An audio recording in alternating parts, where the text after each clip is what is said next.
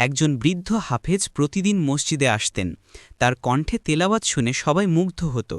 একদিন তিনি খুব দুর্বল হয়ে পড়লেন, তবুও কষ্ট করে মসজিদে গেলেন। ছোট এক বালক জিজ্ঞেস করল, চাচা, আজ এত কষ্টে এসেছেন কেন?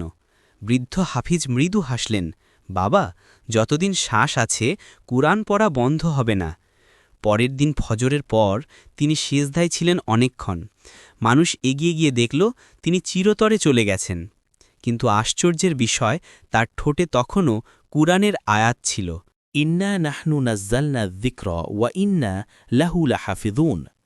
নিশ্চয়ই আমি নিজেই এই কুরআন নাজিল করেছি এবং আমি একে সংরক্ষণ করব। সূরা হিজর 15-9। সেদিন গ্রামের মানুষ কেঁদেছিল, কারণ তারা বুঝেছিল কুরআন শুধু মুখে নয়, হৃদয়ে থাকা এক জীবন্ত অলৌকিকতা। ভিডিওটি ভালো লাগলে লাইক, কমেন্ট ও সাবস্ক্রাইব করে আমাদের পাশে থাকুন।